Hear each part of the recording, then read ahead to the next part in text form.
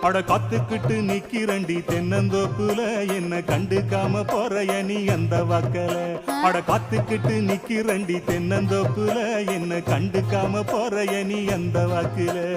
கல்லு கட்டு நோக்கத்துல வந்த மாப்புள்ள இப்ப சுத்தி சுத்தியா